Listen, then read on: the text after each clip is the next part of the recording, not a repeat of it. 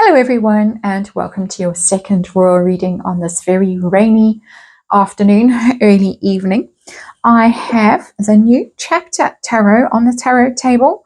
We're reading yet again on this rumoured book that Meghan Markle is writing. That's why we're using the new chapter tarot. We have read on it at least once.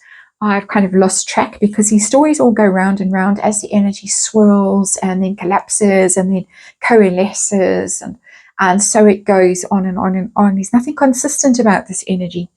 But now we hear again that she is writing a book, that at least one book, this one is apparently volume 1 of a possibly never-ending series of books on her time with the royal family. She allegedly, according to Neil Shaw, took an enormous amount of footage when she was in the royal family and on those trips back, stuff that she can't necessarily show on a Netflix mockumentary because it's private, and it would get her into legal trouble, but stuff she could possibly write about. So she's got all this stuff to jog her memory, and she could say, when I was wherever on the royal train, sitting there, and the queen was in curlers and her slippers and a fag in her mouth, that kind of thing. She could write it. She couldn't necessarily show it. And of course, inspired by Harry's vast success with Spare, a bestseller all over the place, and some strange necks of the woods that you wouldn't think would be that interested in reading a book by Prince Harry, especially this kind of a book. But apparently Meghan is keen to put pen to paper and to do a better job than she did on The Bench, which was benchmarkled. Now we're going to find out how this book is going, how the public feels about it, what's the tone of it, the motive for writing it. It looks like the topic might be the coronation, confronting the nasty royals at the coronation. That seems to be what volume 1 is going to be about, of a volume of 25 volumes. A bit like the days when those encyclopedia salesmen came to your house and made you sign your life away for 25 or 42 or whatever volumes of encyclopedia. There comes the lovers out. And let's remind you, it's tarot. It's for fun. It's entertainment. It's opinion. It's speculation.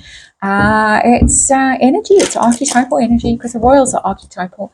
And there is a disclaimer in the box below. The reason I'm doing this reading today, in particular, is that there has been an opinion poll. I think it's in the Express newspaper in the UK, asking the public whether they would read Meghan's book. Now, I'm not shuffling very well, am I? She apparently is hoping that she's going to sort of outdo Harry and Spare. Needs the money, needs the success, needs the whatever else. These are quite hard, thick little cards, quite hard to shuffle like that. Anyway, we're done. And the answer to the question so far is 98% of people saying no. They don't want to read the book. They won't buy the book. They won't read it, which doesn't bode well for Meghan. If she truly is sitting at her typewriter, do people still have typewriters? And bashing away at the keys. So we're going to have a look. New chapter tarot, little 5-card reading. What's going on? How the book is going? How the public feels about it? What's her motive? The tone of the thing going to be, and how successful will it be? We've got a decision card that has come out as our underlying energy. And another interesting one. I'm going to take both. It's the Ace of Pentacles in reverse. 2 of Swords at a crossroads, decision time, a turning point in your life. Which way should I go? Not really sure. It's a difficult choice a person has got to make. When the card is in the reverse, they decide to set off on a course, whether it's right or wrong, and decision made. Decision that's been delayed, now made. So she's decided something, and she's decided it because of the Ace of Discs in reverse. The Ace of Pentacles in reverse needs money. Needs money. Got no other source of income, perhaps. So comes the book. So let's see, general situation of this little 5-card reading. We've got the 2 of Wands. Yeah, 2 of Wands in reverse. Partnerships, deals that have fallen through. Plans that she had made for her own aggrandizement, because it's Wands and that is quite ego charged and dramatic and look at me and I want notice and attention. Deals that have gone sour, gone south, haven't worked out. Maybe Spotify, maybe Netflix is done. Other things. They would always talk about brands. She was going to be a brand ambassador, and then she was going to have a makeup range, and then, I don't know, Tupperware or something. But nothing has happened. Nothing has manifested. I'm shouting over the rain again. I hope you can hear me. Slide the cards along a bit. I realize it's a little bit out of alignment, this reading, as they always are, because I'm looking at them crooked and they've got a great big plastic thing down the middle of the screen. Anyway, things have not worked out the way she wanted. So this difficult decision seems to have been made. So how is volume 1 going? The moon, ooh, secrets coming out. The moon in reverse. The moon in reverse. The moon upright is the card of fear and doubt and things that are hidden and in the shadows and confusion. And Diana, of course, the moon. She's going for it. She's absolutely going for it. She might have been quite fearful of doing this at some stage as well, personally, and I get that with this Two of Swords, that it might have made her quite anxious, that people are going to be critical of her writing style, as they were of the bits that people speculate she wrote of Spare, and people are quite critical of her writing, her word salad and her nonsense and her speeches, her silly speeches she makes. So it might have been quite daunting for her to put pen to paper or claw to paper and start scratching away. But she's overcome that fear and that doubt and that hesitation, and now she's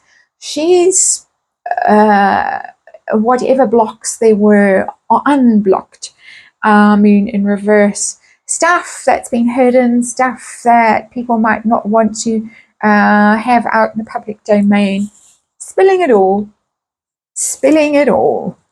So normally the moon, just to remind you, the moon has a little crustacean that's been drawn by the tide, by the magnetic pull of the moon, being drawn out of the sea. That's just the stuff in the subconscious that's rising to the surface. So all that nasty stuff, all that shadow stuff is coming out. It's coming out. It might even be her own toxic personality, because one of the meanings of the moon that I don't go into that much in these royal readings is a little bit crazy, the moon.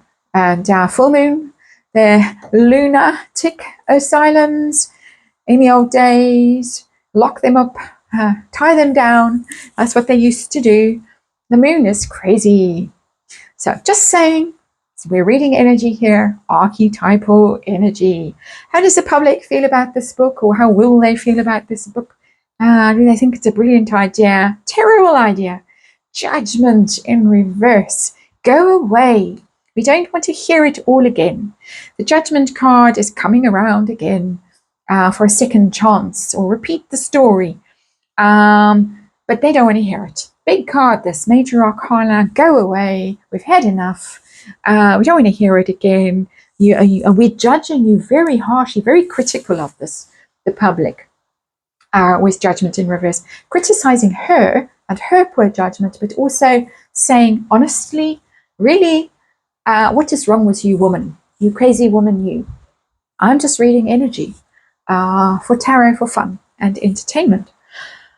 So, what's the tone of this? What's the motive? What can you tell us about things like that? Please, universe. 3 of Cups.